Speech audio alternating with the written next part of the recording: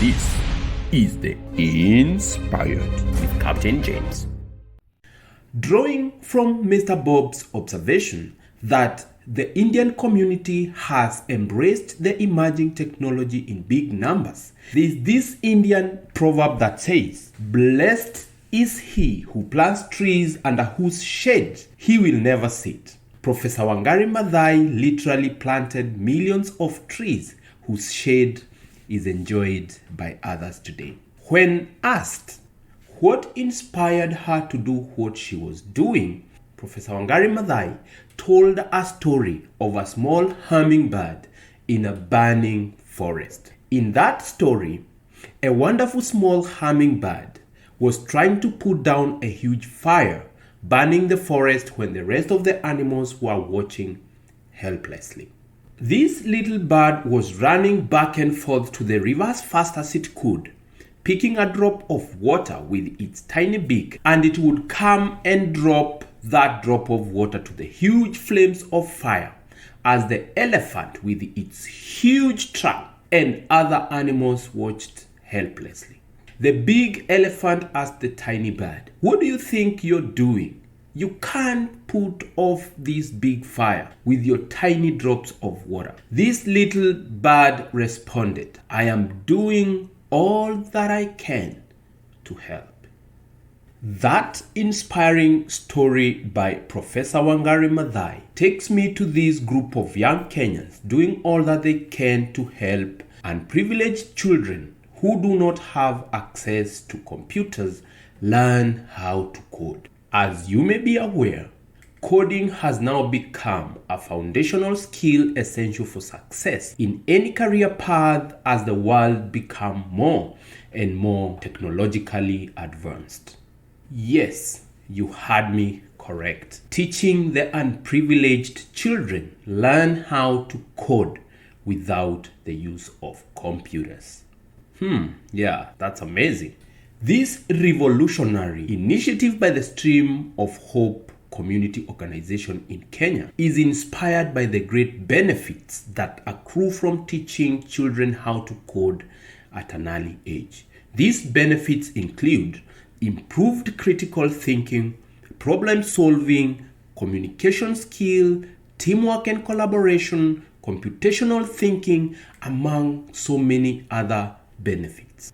These young Kenyans are innovatively facing head-on the long-standing African challenge of limited access to computers, especially among unprivileged children in the informal settlements, in the urban areas as well as those in the rural areas. Lack of access to computers is truly posing a great danger of leaving behind the unprivileged children in Africa as the rest of the privileged children in the world develop the critical computational thinking skill necessary for their successful careers. Like the little hummingbird in the burning technology forest, these young men and women are doing all they can to help, and we don't have to stand and watch helplessly. Ladies and gentlemen, we can join in. Just think of what could happen if we could come together and amplify what they've already started without being discouraged by the great need that exists in Africa. By the time of this video, last week, this is what just happened. Two great women here in diaspora responded to their call for support to buy food for the needy children at the Great Hope Children's Home, where they had planned to visit and reach about 32 children with their coding program. The two ladies supported them with $100 each, and with $200 only, they were able to buy food for these children who depend on the visitors for their next meal and introduce them to coding using their specialized coding kits as a step of hope towards their successful future. How much more could they achieve with my little and your little support as a diaspora community if we could just do a little sacrifice? A lot more. Let's take action like the little hummingbird, doing all that we can to help our most vulnerable children access new technology skill for a better future. Please visit www.thestreamofhope.org for more information about this initiative. Without further ado, let's welcome our inspiring guest, Mr. Bob, to continue from where we left. This is the Inspired with Captain James. You mentioned about vision being, impact being one of the things that really drives you. And despite the challenges of you running the business, there is something you saw and it kept you going. What are you seeing in terms of the impact of the big number of students? How many are they now that are already in the US? Currently in the US, we have over 200 students. Who's already in the program. We are on our countdown to around 2,000. And look, 2 years, 2 students, 3. So we are talking about 200 in America. Over 200, yes. We just crossed 200 this spring. This January, we brought around 60 students who got visas. So we just crossed over 200 in total. What are you seeing in terms of impact in the next 30 years? Our vision is more to do with building a community that can be able to do amazing things here in the US and back home. With the growth that we experience, currently we enroll around 100 students on a monthly basis that join the program. There's joining and also there's coming to the US. Once you join, then there's the process of coming. There's a lot of things that you have to do for you to actually successfully relocate. Yes. So currently we are doing around 100 students on a monthly basis. So if we are doing 100, that means on a yearly basis, if it goes to around the same thing, it's around 1,200 that you expect, for example, maybe 1,500. So if you think of this and compounding it every year, there's a lot of people, who are joining the program. If you think of compounding those who are coming, and if you are bringing just 100 maybe on a yearly basis or 200 on a yearly basis, started compounding it becomes a lot of people. It basically becomes a movement. And you can imagine what these people, if you've watched a lot of our stories, because we've been featured on TV and, Daring Abroad and all those, Kenya TV programs, you see stories of our students. They are so amazing, so inspiring, because some of these students, they never thought that they can come to America. They never thought that they could afford studying here because it costs almost 30-something thousand if you are going to a really good state university for you to study here in America. How many Kenyans can afford even $10,000? Very few. Very few can afford even $10,000. So, for you to be able to come up with something that can be able to go out there and get people to come on this side, they don't really have to worry about all that. It's something that is incredible. And what the impact that hopefully will be there 10, 20, 30 years from now, who knows, man? These are people who are coming here. You never know what they'll become. They're really bringing the best talent also. So these are incredibly talented Kenyans who are coming through the Kenya Airlift program. We are very picky also with the kind of people we are bringing. For us, it's not just a matter of just bringing people to come and study. Our end goal is actually bring someone, be able to support them, graduate, be able to support them to transition into the corporate world through the tech space. Because that's actually what we do. So even as these guys come here, we normally train them. We have some amazing training programs for job skills so that now when they graduate, we start looking for jobs for them. And these jobs come with papers. So we actually don't want someone to come here and then they are struggling with papers. Issue of papers is a big deal here in America. It's a big deal. And a lot of people back home, they don't know these things. So you can even come here as a student. Then if you don't have the support structures in place to help you transition and be able to get papers, it becomes a problem. And because I got my papers through employment, So we use the same, way, to help these guys who are coming through the program to be able to get the papers through employment, because in the tech space, there is a need. And if you have the right skills, then it's very easy for you to be able to get the papers. So that's all, we do all that. And the impact that this thing can have in the next 10, 20, 30 years will be massive. And that's really what I used to look at, those early days in 2019, 2020. Wow. Because that's not long ago, actually. We're talking about 3 years back, when this was nothing. Just telling someone, like, you have something here that you think it's going to be big. People never believed in it, They never believed in it. And seeing sometimes is believing the big numbers. We acknowledge that sometimes to meet our needs, basic needs in African continent is a big challenge.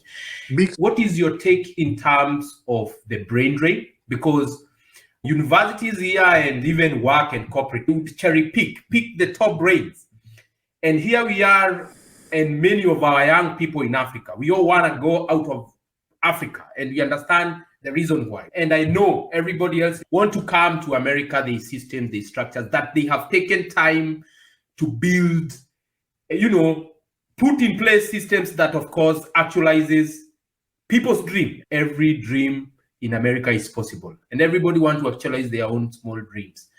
What is your take in terms of the impact of brain drain of the African continent? You see, back home, we have a big problem. For example, in Kenya, we have around 100,000 graduates. 100,000? Yes. Every year, we have 100,000 young people who are graduating every year with a bachelor's degree. The Kenyan government is not able to absorb these 100,000 graduates every year. Where will they go to? In fact, actually, just recently, because also we want the program to be endorsed by the Kenyan government, so we even reached out to the deputy president, because also we've been having a few challenges here and there to do with visas. Some of these challenges also, they start coming when you start growing. Growth comes with bigger challenges, of course. Yeah, growth comes with bigger challenges, because even before then, the embassy didn't know what was Kenya Airlift program. Then they start seeing so many students coming in, they start, wondering what the hell is coming. What is this? Going on? Mm-hmm. What is this? What is it? They started doing their stuff. So we started getting those challenges, but we are trying to address them as they come. We are trying to get the government also endorse the program through the Ministry of Education. And actually, we had a meeting with the deputy president to embrace the program, saying, you guys, you're solving a big problem that we have. I mean, we are not able to find jobs for these people. If you can be able to get them somewhere, where they can be able to better their lives, that's actually what we want. And it really resonated with what we are trying to do, because we get that question a lot sometimes of brain drain. And for me, what I know, they will say, Mwiti, you are carrying away the best of the best. Our best. Yeah. So yes. Yeah, we get that question. In fact, actually, there's a time, I think it was Kisii University, meeting the VC there and discussing about this program and how we can partner together with the university to sensitize the students there, from an official standpoint. And the VC told us, like, you guys are taking our best. Why? Yeah, from a development perspective, I'm acting a devil's advocate here. We have an opportunity as well. These young people getting exposed. We talked about the vision and seeing, and then you're inspired. So I believe for a graduate student, somebody who has gone through, university, so they understand even how institutions are run. So coming here would provide them with a different perspective into how systems run. You see, when someone looks at it from a perspective, it's a very myopic way of looking at things. You're not looking at the bigger picture, because honestly, if you look at the kind of foreign exchange that we get as a country, it's the biggest. Like even agriculture, whatever, tourism, it never brings anything as what the diaspora brings back home. It's a fact, right? We are sending so much money back home. We are helping back home. These people, India, for example, India has invested so much in the diaspora, and Indians send a lot of money. You think Kenya sends money back home? India is crazy. They are the ones who are building back home. These are people who are coming here. For us, if you look closely, actually, in the Kenya Airlift program, we don't just bring anybody. We are bringing students who are interested in getting into the technology space, because that's the space that you are in, and that's the space where the world is moving. We need people with these skills, because even back home, we need to build the Konza Technopolis. We need these people to go back there and take back the skills there. We need, in fact, actually, as we speak, for example, right now, many universities back in Kenya, they don't have, for example, lecturers to teach, let's say, for example, data science, business analytics. Very few universities actually have those courses. And these are the courses that are needed in this era. So if as ourselves we are not able to give these skills back home, where do we expect them to get these skills? So they can come to America, get the skills. Who knows? These are the same people who will be employed as professors back in Kenya. These are the people who will be implementing projects back home. You know, also with technology, we can even implement those projects when you're even still in the US, wherever we are. So even for us, for example, a very good example, me personally, I'm in the US, but actually we are impacting lives back home by having this business. Right now, we've employed, you know how many people in the Kenya Airlift program? 25 staff. Wow. And all these people, 16 of them, 16, they are based in Kenya. Wow. That's, yeah. 16. So even though we are here, right? Even though we are here, the impact is being felt back home. It's the same thing. So a lot of these people who are coming, somehow, they'll be able to do investments back home, send money back home, go back home also, bring back home the skills. So for those who really look at this as a brain drain, it's a short term. Yeah. For me, I say it's brain gain. Nice word. Brain gain. It's a brain gain. It's a brain gain game. Yeah, man. Absolutely. I know you've been generous with your time, Bob. You are packed with a lot of wisdom and inspiration. I can just look forward to a time when we would sit and sip a coffee, and you said you've not been to this tech city. Seattle, the home of Amazon, inspires me a lot. The tech ecosystem, it's very vibrant. I should come there. Amazon, the way it started, I get inspired a lot. I watch a lot of and read a lot about Jeff Bezos. Wow. So in fact, this afternoon, actually, I just finished watching like a 2-hour video of him giving a speech in 1998. That was 3 years after he formed Amazon. The vision that man had, it's crazy. I'm telling you, he was talking like as if, and 1998, can you imagine when he gave this speech? It was 3 years, he started Amazon in 1995. Then the internet was like in its infancy. It was a very primitive technology and all that. And the things that he was talking, my God, and inspires me, man. And since you guys are lucky enough to have the Amazon headquarters there, Yeah, we are here. But the studio is, I think I just walked to their HQ. It's here. We also have Microsoft, so the real movers of this. And the Microsoft is here. We have Salesforce. We have the tech ecosystem in this city is quite vibrant. I meet a lot of young people, the Americans, and coming, students coming from all over the world. And one space that I'm working in, AI and those emerging tech, VR, metaverse and stuff. Those are some of the things that I would be very keen in terms of seeing how our Kenyan young brains are adopting those, because we are at the verge of Web 3.0. I'm telling you, bro, watch out, because these guys who are coming through the program, because they are coming to do this, because actually for us, especially mostly in data science, robotics, cyber security, analytics and all those things. Huh? Wow. These guys, I'm telling you, will be the best technology. Kenya will change. There'll be a big shift and big impact when it comes to technology. I'm telling you, these guys, they are coming here, they are learning these things, go back, develop our country, develop applications and stuff like that. We'll be implementing projects everywhere. I'm telling you, me, I usually tell people, like, for us, we are actually trying to build a Deloitte. We are trying to build an Infosys of Africans.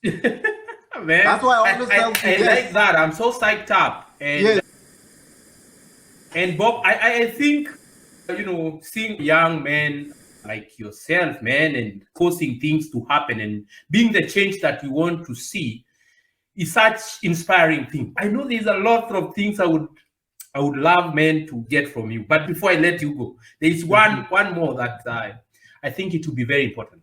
We know we can only have a portion of the students that will be able to come over. correct. And there's a big, size of now the students who are not be able to do, to come over and study here. Yes. What would be your advice in terms of plugging into the tech? You are in Tampa already, and we are having this. Some years back, this could not be possible, Yeah. Yet still we can extract value, even as we look forward to a sit down where we are sipping coffee face to face. But still, using tech, we can be able to bridge that gap. What would be your advice for the majority of brilliant kids back home and in the large Africa who will not be able to come to America? You see, what is needed out there in the market, it's more about job skills. Don't rely too much on academic. Yeah, what you learned in school, it's good, but may not be good enough, for you to really get to the next level that you want. And when it comes to job skills, actually, there's a lot of platforms out there. Now with the internet, and I believe even Kenya internet it's very fast. It's not as expensive as it used to be. What I can tell the young people out there is just leverage the power of the internet. Go out there, learn. It's not actually expensive to learn some of these things. You can go to Udemy, get a course. Actually cost very, learn it and start looking for opportunities, because also now with the internet, there's a lot of online jobs or gigs and all that, you can be able to do, so freelancing and stuff like that, in the tech space. So don't be, sometimes we get weighed down by our problems and all that. But if you look, there's opportunity for you to actually be even able to, for example, I have some of the students actually who we brought here, but they actually had jobs with American companies, but working in Kenya. Inspiring. The tech space, yeah. Wow. A number of them actually, and they didn't leave those jobs. They're still doing them. And those are some of the young men I would also want to have them inspire others, creating something in their own space before they come, and then the next door opens. Yeah. Bob, it's hard to let you go, man. And there's a lot of things we could discuss about. Things to do with the role of the government in terms of also, restructuring our education system. Yeah. And you just mentioned about job skills, how things are shifting in terms, adding value, and how we could be able to leverage on tech and the digital ecosystem that of course exists. And I think even in Kenya it's quite vibrant. We see a lot very of vibrant, Kenya, it's positioned as champions of some of the great innovations like M-Pesa, something that it's known worldwide and very impactful. So it's wonderful having you, Bob, and share with us lot of wisdom. I would definitely look forward to tapping more of your inspiring seeds of greatness. I'm seeing what you're doing, it's changing a generation. Thanks. And yeah, talking of the courage and the boldness of you keeping at it and pushing the boundaries, man, I can only see greater things coming and a lot of a community. You mentioned about you're building a community. So we are building a community. Maybe this video, since the internet will always be there, yeah? We check out this a few years from now. Who knows? Look back and say, Bob, remember? That's what I was saying. I just told you I was watching the video of Jeff in 1998 now, and seeing the vision that he had that people really didn't see, yeah? Yes. It's crazy. So who knows? But maybe some years later on, and people will be like, it will wow. be an even evidence saying, oh, Bob, evidence. Thank you so much, man.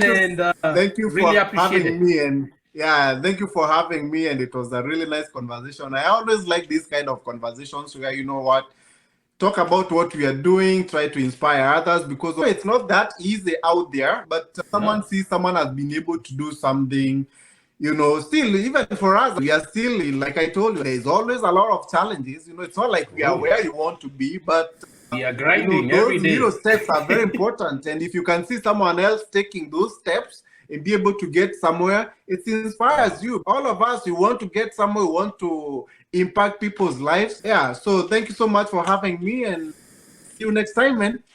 Thanks. More than anybody else, man. I'm so inspired. I'm so energized. Thank you. Thank you so much.